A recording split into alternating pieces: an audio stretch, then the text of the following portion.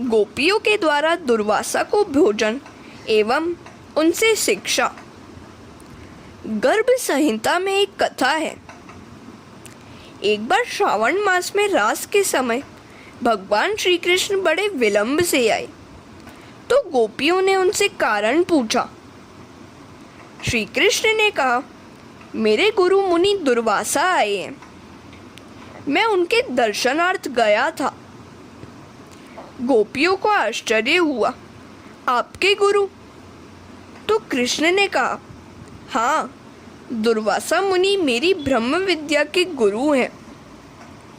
गोपियों ने सोचा, भगवान के गुरु कितने महान होंगे, हम उन्हें भोजन कराएंगी।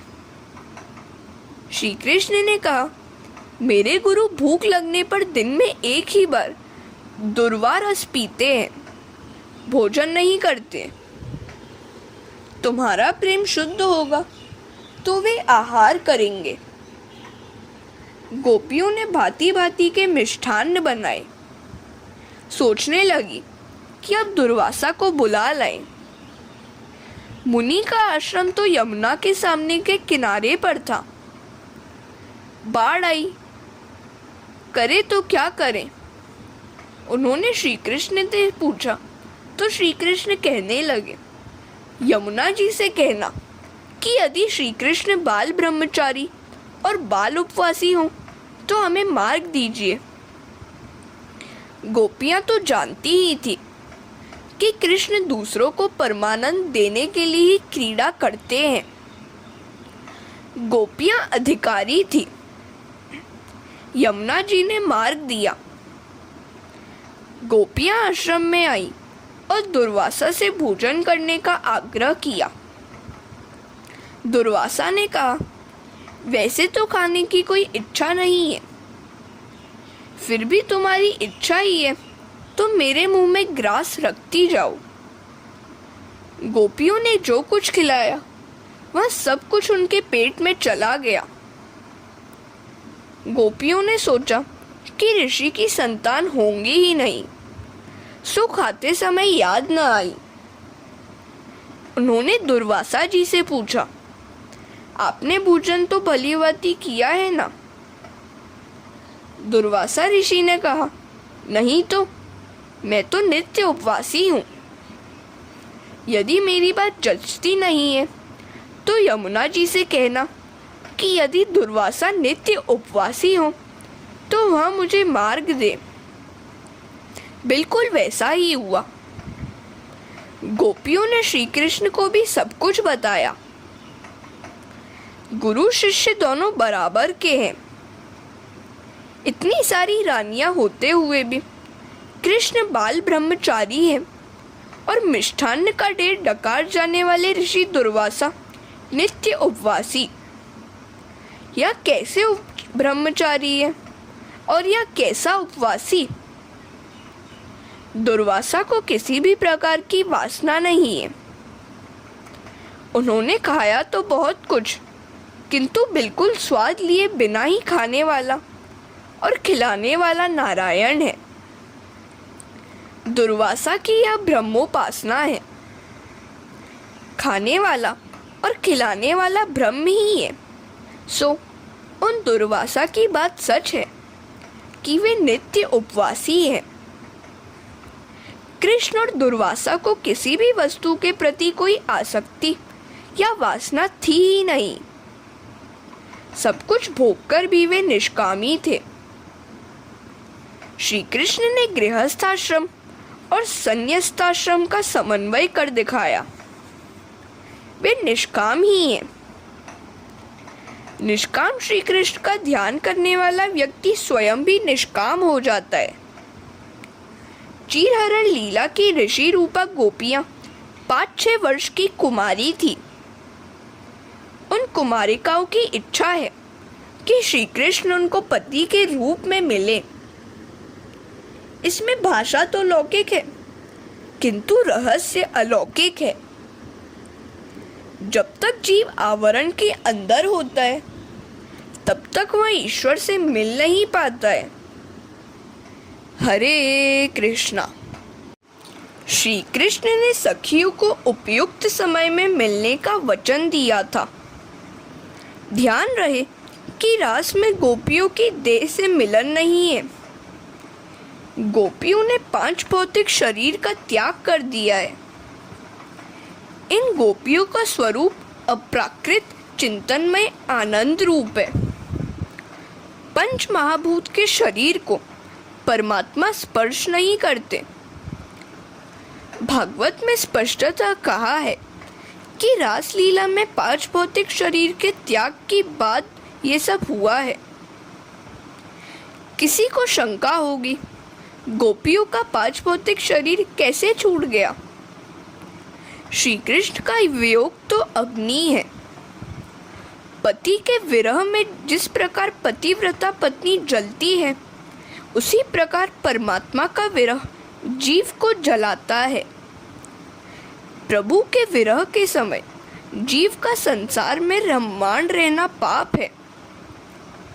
श्री कृष्ण की विरह अग्नि ने गोपियों के 5 भौतिक शरीरों को जला दिया और उनको श्री कृष्ण की भांति अप्राकृत रसात्मक शरीर प्राप्त हुआ। 5 भौतिक शरीर साथ होगा तो परमात्मा से मिलन नहीं हो पाएगा। गोपियां कृष्ण विरह में जलती हैं। हमारी यह करुणता ही है कि यह जीव भगवान के वियोग के समय सांसारिक वासनाओं से खिलवाड़ करता रहता है। संसार के भोग रोग समान ही है। गोपियां तो परमानंद रूप से मिलना चाहती हैं। श्री कृष्ण के दर्शन मात्र से अब उनकी तृप्ति नहीं हो पाती। दर्शन में द्वैत है। गोपियां परमात्मा से एक रूप होना चाहती हैं। गोपियों को जब से गोवर्धन लीला में श्री कृष्ण के परमात्मा स्वरूप का दर्शन हुआ था, तब से उनमें प्रेम भाव का बीजारोपण हुआ था। उन्होंने कन्हैया की बांसुरी भी सुनी। प्रेम का आरंभ द्वैत से होता है। प्रेयसी और प्रियतम अलग अलग होते हैं। समय के साथ प्रेम बढ़ता जाता है तो दोनों को एक हो जाने की इच्छा होती है। मैं अब तू होने की इच्छा रखता है। अद्वैत की इच्छा जाग उठती है। मैं का मिटकर तू होना, स्वयं को प्रिय पात्र से मिला देना, प्रिय पात्र से सायुज्य सिद्ध करना ही प्रेम है। कई बार गोपियों को उनकी सास बाहर नहीं निकलने देती थी। उनकी व्याकुलता को देखकर कन्हैया उनके रसोई घर में प्रकट हो जाता था। जीव जब अति आतुर होता है तब ईश्वर उससे मिलने के लिए आते हैं। गोपियों का प्रेम धीरे धीरे बढ़ता जा रहा है। श्री कृष्ण से मिलना है, एक होना है। अब पल भर का भी विरह सहा नहीं जाता। कृष्ण विरह से वे मूर्छित हो जाती थी।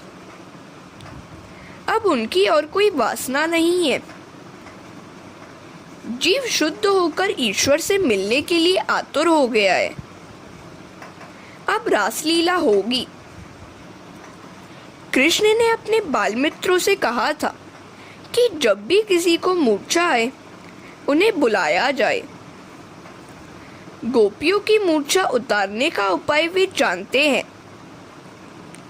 गोपियों के मन और प्राण उन्हीं में है। गोपी मूर्छित हुई तो कन्हैया को बुलाया गया। वे समझ गए कि गोपियों का प्रेम भाव बढ़ता जा रहा है। कन्हैया ने गोपी को सहलाते हुए कान में कहा, शरद पूर्णिमा की रात्रि को तुझसे मिलूंगा। तब तक धीरज रखकर मेरा सतत ध्यान करती रहना। हरे कृष्णा। वैष्णव तो प्रेमी से मिलने की आशा में ही जीते हैं। कन्हैया अवश्य मिलेगा। गोकुल की सभी गोपियां रास में नहीं गई थी। जिन गोपियों को अधिकार प्राप्त हुआ था वे ही जा सकी थी। युवावस्था से ही भक्ति का रंग लगना चाहिए। वृद्धावस्था में भक्ति का रंग चढ़े वह ठीक तो है, किंतु उत्तम नहीं है। जो केवल वृद्धावस्था में ही भक्ति का आरंभ करता है उसे युवावस्था के काम सुखों का स्मरण सताता रहता है। वृद्धावस्था में यदि अंदर से भक्ति उत्पन्न न हो पाए तो दूसरों को टीका टिप्पणी करने का जी हो जाता है। परायों की, दूसरों के रहन सहन, घर गृहस्थी, व्यवहार आदि की चू चपड़ करते रहना सबसे बड़ा पाप है। जब भी स्त्रियां एक दूसरे से मिलती हैं तो पति, संतान, बहू, कपड़े लत्ते आदि की बातों में लगी रहती हैं। जो भक्ति के रंग में रंग जाते हैं वे ऐसी फालतू बातों में भाग नहीं लेते। बाल पक जाने के बाद माला न फेरे तो उसका कलेजा और काला हो जाता है। बाल के साथ कलेजा उजला ना हो सके यह बड़ी दुखद बात है। कन्हैया उस गोपी के कानों में कुछ कह रहा था और गोपी की मूर्छा दूर हो रही थी। एक वृद्धा ने यह देखा तो उसको दाल में कुछ काला नजर आया। मुझे यह मंत्र जानना ही होगा। उस बूढ़ी ने ढोंग किया। घर का काम करते करते जानबूझकर जमीन पर लेट गई। बहू को दुख हुआ। उसने श्री कृष्ण के पास जाकर कहा, नाथ पधारिए, मेरी सास जी मूर्छित हो गई हैं। बेचारी बहू को क्या खबर थी कि उसकी सास कपट कर रही है। कन्हैया ने कहा, जिसके बाल पक गए हो उसको मेरे मंत्र से कोई लाभ नहीं हो पाता, सो मैं नहीं आऊँगा। किंतु गोपी ने बड़े प्रेम से आग्रह किया तो वे इनकार न कर सके। कन्हैया ने वृद्धा का निदान किया कि इस बूढ़ी के सिर पर भूत सवार हो गया है, किंतु चिंता न करना, मैं भूत उतारने की विद्या जानता हूँ। एक लकड़ी तो ला दो कोई। बूढ़ी ने मन ही मन कहा, अरे बाप रे। इतने में तो लकड़ी आ गई और कन्हैया ने उस बूढ़ी को 2 फटके मार दिए। बूढ़ी तुरंत बोल पड़ी, मुझे मूर्छा नहीं आई थी, मैं ढोंग कर रही थी। कन्हैया ने कहा, हाँ देखो भूत बोल रहा है। 2 फटके और जड़ दिए। जरा सोचो तो, मनुष्य का बाह्य वेश तो वैष्णव का होता है और मन में काम, क्रोध, कंचन, कामिनी को रमाता रहता है। बाहर से भक्त होने का ढोंग करता रहता है। यह ढोंग, यह अभिमान तो वह भूत है जो जीव की पिटाई के लिए कारणभूत है। ऐसे तो बहुतेरे लोग हैं जिनकी आकृति तो बड़ी आकर्षक, सुंदर, लुभावनी होती है, किंतु कृति भयंकर, घृणाजनक होती है। उस बुढ़िया की भांति कभी ढोंग न करना। दंभ, ढोंग ही भूत है। भक्ति औरों को दिखाने के लिए नहीं, प्रभु को प्रसन्न करने के लिए करनी है। कई लोग ज्ञान और भक्ति का जितना ढोंग करते हैं उतने ही वे अंदर से खोखले होते हैं। श्री कृष्ण तो अंतर्यामी हैं, उनसे कोई बात छिपती नहीं है। हरे कृष्णा।